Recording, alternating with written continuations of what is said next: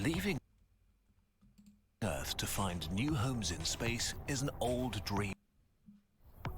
Leaving Earth sooner or later be necessary for our survival. The planet that gets the most attention is Mars, a small, toxic, and energy-poor planet that just about seems good enough for a colony of depressed humans huddled in underground cities. But what if we think bigger? What if we take Venus, one of the most hostile and deadly places in the solar system, and turn it into a colony? Not by building lofty cloud cities, but by creating a proper second Earth. Venus? Fucking Venus? Why? It might be easier than you think. Interesting. Venus instead of Mars. Okay.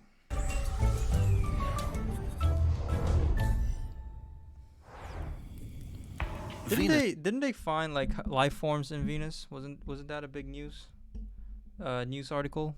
They found some sort of life form on Venus, some sort of microbe. Well, no. They didn't find some life. Okay, I need to use my brain a little here. They found some gases that could have been made by microbes or some sort of life form. I think that was some big news. Venus is by far the hottest planet in the solar system, with a Wait, let me just check this. Life from.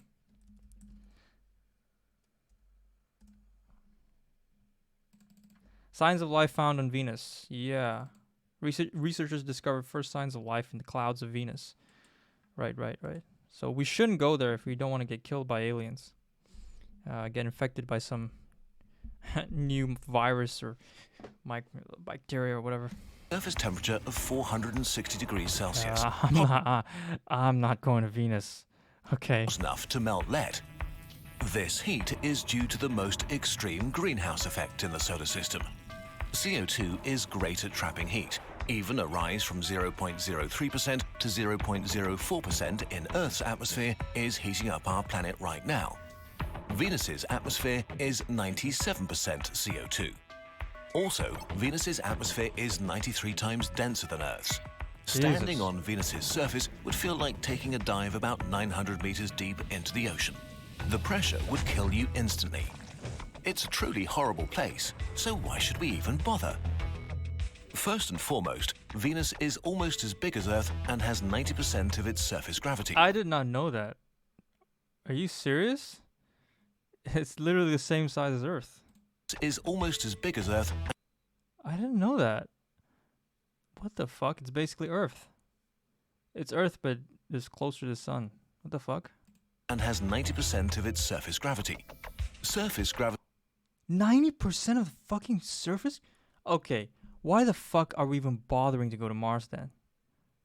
What the fuck? 90%?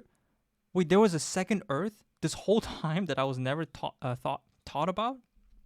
What? Why don't they teach me this in school? Like, or maybe they did and I wasn't paying attention. But no, I learned about the planets, but I didn't know Venus was basically a second Earth. What the fuck? Gravity is a big problem when colonizing the solar system. That's so fucked up. That is the most mind-blowing thing I've learned in 2021. There was a second Earth this whole fucking time. I mean, I don't want to go to Mars. The gravity differences alone would be problematic. And now we have a place that's basically Earth, 90% gravity. Why the fuck are we focusing on Mars if this is a possibility? Because it's very likely that long stays in low-gravity places will have negative health effects. Yeah. Venus's size means it could be the second largest habitat in the solar system. A new home for billions of humans and trillions of animals, with oceans, lush forests, and a beautiful blue sky. A properly terraformed Venus may be the most pleasant place to live outside of Earth. Sounds like While it. we can't exactly terraform Venus today, a slightly more ambitious future version of us could take this project on. Oh, it's possible, but it will take a long time. I get it. I mean, that's the thing about space travel is now I'm part of a generation that will definitely space travel in the coming years, right? In the coming decades. I mean, in about 10 or 20 years, if you saved up enough money, I'm pretty sure you can go to Mars. I know people are skeptical about that, but I'm part of the generation that most likely will be able to go to Mars as a holiday, and that's really, really mind blowing to me. I really have to think about. I actually have to think nowadays whether or not I want to actually move out to space. Maybe that's because I'm an INFJ and I dream too much and I'm a bit not realistic. But I do think about like actually saving up money to prepare to go to space or to Mars if that becomes cheap and financially reasonable.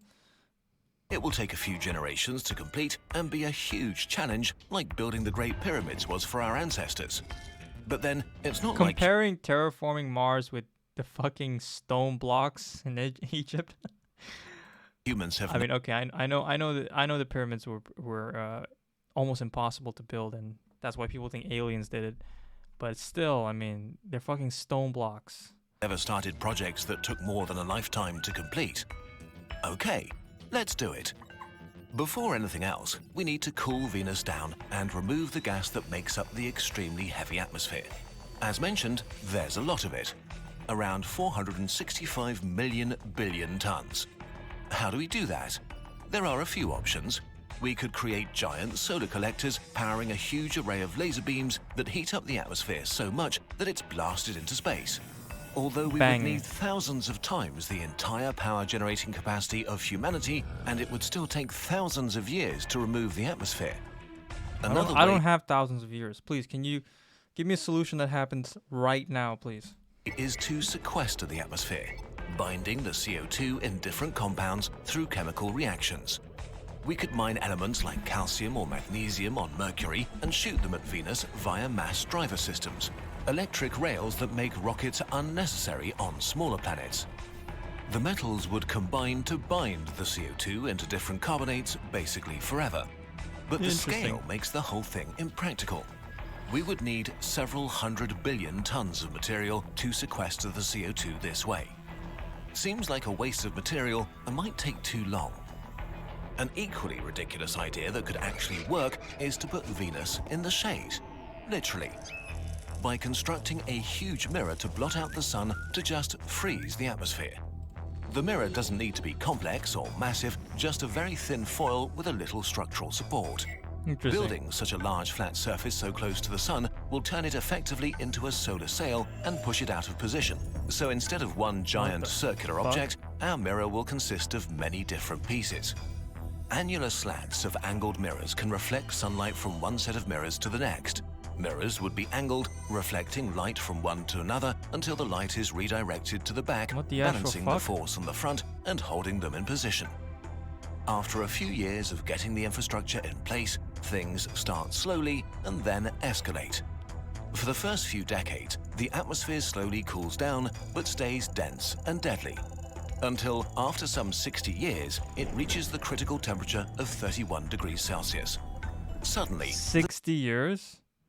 That's not too bad. I could get a couple grandchildren.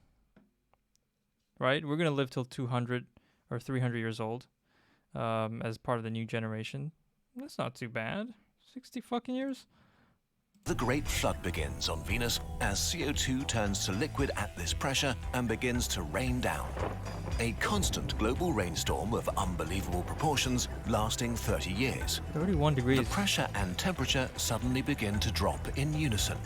For almost a century, puddles turn into lakes and oceans. Whoa.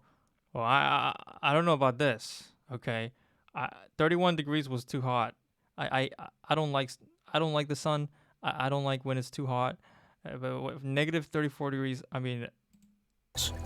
The surface temperature is now minus 56 degrees Celsius, and the pressure has dropped to only... Stop giving me ideas that are not going to work. Please, just give me the solution now. 7 times the pressure on Earth. Finally, at a really unpleasant minus 81 degrees Celsius... Kurzgesagt, stop stalling, please. Please give me the actual solution. The CO2 oceans begin to freeze and the rain turns into snow. This leaves us with a frozen Venus covered in oceans as hard as rock and gigantic CO2 glaciers. Oh, jeez. What remains of the atmosphere is mostly nitrogen at about 3 times Earth's surface pressure. If you don't mind freezing and suffocating, you can now take a stroll over Venus's surface. But the frozen CO2 remains a bit of a problem. At some point, we want to warm up the planet, but if we do, the CO2 ice will melt and fill up the atmosphere again. So we need some way to keep it from doing that. One is to simply cover it all with cheap plastic insulation and cover it up with ground-up Venus rock or water ocean. Oh shit, oh shit.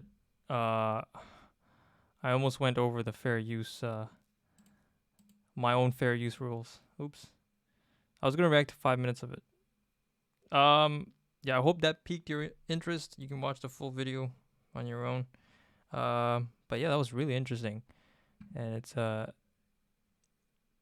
always thought-provoking, right? Space. You guys, if you guys want a really good space show, you should watch The Expanse. The Expanse is really, really good. Really realistic. Yeah, really realistic show. One of the most realistic shows.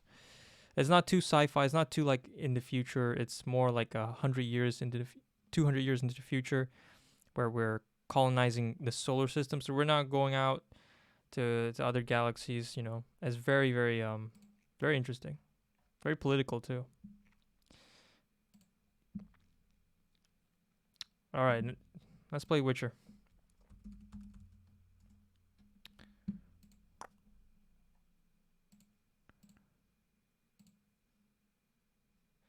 Let's see if that loads up. There we go. You guys seeing that?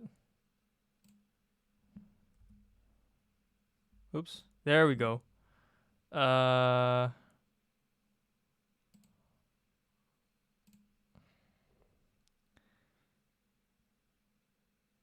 really want to go to space. And if Venus gets terraformed, I'll go there too. Sure, why not?